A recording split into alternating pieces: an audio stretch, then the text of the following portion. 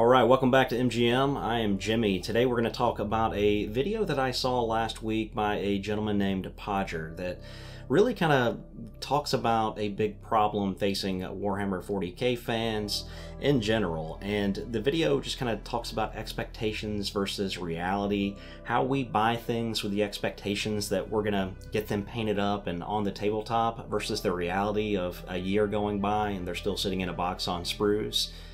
And I'll put a link for his video in the description below so you can watch that as soon as you're done here.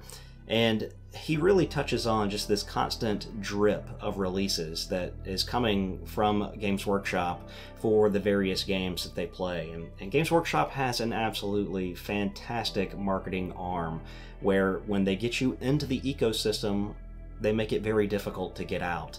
There's a ton of hype that's created around these releases from the many social influencers that you see, painting up the armies and playing battle reports with the armies. I just can't fathom hobbying more than I do between all the painting that I do, the gaming that I do, and even for me, I put in a lot of extra time to make videos such as these. I feel like in order just to keep up with Games Workshop's releases, you need to be a full-time hobbyist, and I would venture to say for the vast majority of us, we are not full-time hobbyists. As we look to something that I've prepared, these are just some of the things that I have wanted to get in the last few months, but there was a Palanite Enforcer vehicle for Necromunda that came out in December. That was followed up with a Beta Decima release, another box for Kill Team, which I've loved Kill Team, but unfortunately it's something that I have not been able to keep up with. The Old World was something that I really wanted to get into. I bought the 8th edition box and it was right as the end times were happening and it went away. I was really disappointed in that. So when it came back around this time, I was super interested to get into it, but to paint up one of those factions in that box, it would probably take me half the year to get that done realistically if I focused on it, maybe 4 months. But there's a lot of models in that box, and I just don't see how, if you play other games, how you get that painted up to a nice tabletop standard on the table, and you're like, hey, look, this was really worth it. I'm also a Dark Angels player, and in January they released a new box for Dark Angels, and I'm kind of sad that my old Deathwing Terminators now feel a little obsolete. My old Belial model now feels obsolete, although I won't really miss that crooked sword that he has because he was, I think, fine cast. But that is a box that I really want to get because I'd love to see some updated Terminators on the table. I just can't fit it in. And then there's even more. There was another Necromunda model that came out for the Ironhead Prospectors, a guy with a mining laser, and there was some Crypt Guard that came out, I think, for Age of Sigmar that I wanted to use as dregs for Mordheim. So already just a ton of releases this year that I would like to get, and I have to say no because I've already got so much stuff that has to be painted, and some of it's Games Workshop, some of it's other manufacturers, but I'm really holding myself accountable to the things that I've purchased in the past and the reasoning behind that. If we go back through some of the things that I have purchased in the past, we look back to 2021 when the new version of Kill Team came out and Octarius released. I certainly hopped on the bandwagon and bought into the hype. It probably took me about a year to get both Kill Teams as well as the terrain painted up, and that box is completely done. I'm very happy that I was able to get that knocked out. That same year, November of 2021, Chal Nath came out, and I just recently got that painted up this past year in 2023. I finally have both of the Kill Teams painted up, and I finally got the terrain painted up just this past year, and now that box is done. As that was going on, because it was taking me so long to get these models painted and the terrain painted, I missed out on Nachmund. I do have Morok sitting behind me that is still in the box on the sprue. I also have Into the Dark, which is still in the box and on the sprue. And because of that, I couldn't justify buying Shadow Vaults or Soul Shackle or Gallowfall, Ashes of Faith, or any of that. And even when they released Legion Imperialis in August of 2023, I really wanted to buy into that as well because I was like, oh my gosh, Epic would be so much fun. But I had to pinch myself and I had to remind myself of everything that I have still on my backlog in order to paint. And, you know, I'm to the point where it's just really getting easy to say no. Another example, if we look back to July of 2020, when Warhammer 9th dropped Indomitus, I bought that box, and lo and behold, it still sits on the sprue after all that hype.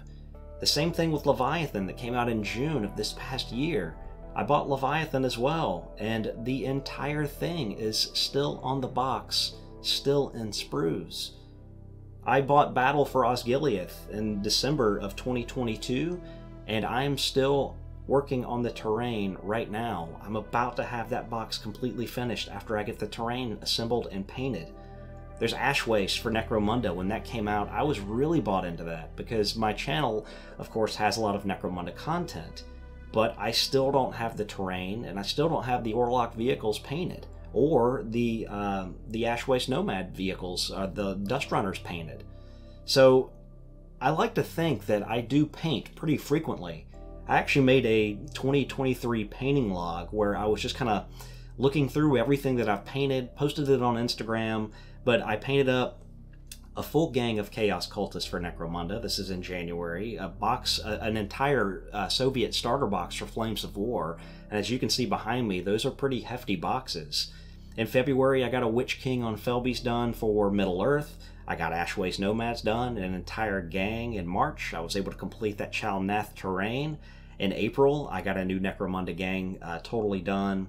May, I got Wookiee Warriors done for Star Wars Legion, Vansar, and you can kind of see how it just runs down. Every month, I am getting something, at least a few things painted, and this is just what I captured on Instagram. So there's going to be a lot of stuff in between, a lot of terrain, and a lot of other things that I'm painting as well.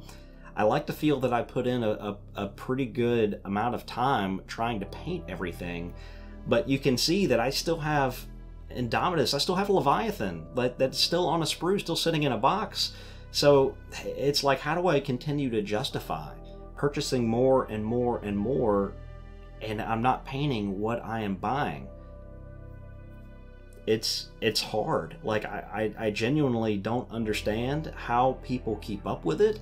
I don't even understand how the media influencers keep up with the constant amount of boxes that they receive from Games Workshop for the review copies and all of that.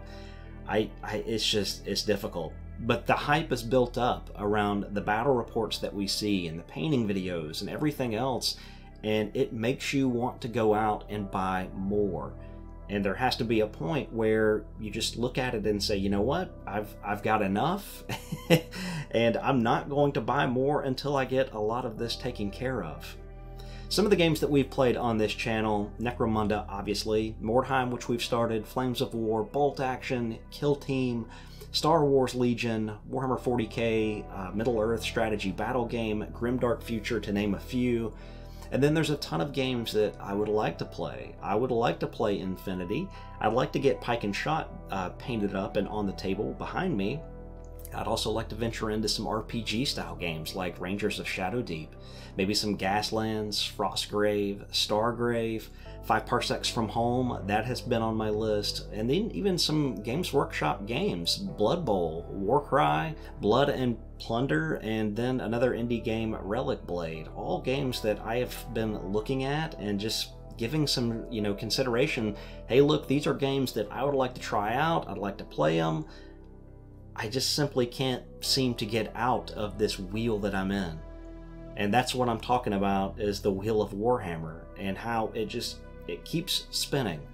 And no matter if you get your stuff painted up as quickly as possible or not, it's this constant feed of information, or the feed of releases, and the hype that's built up around them that is just really driving people to want to purchase more.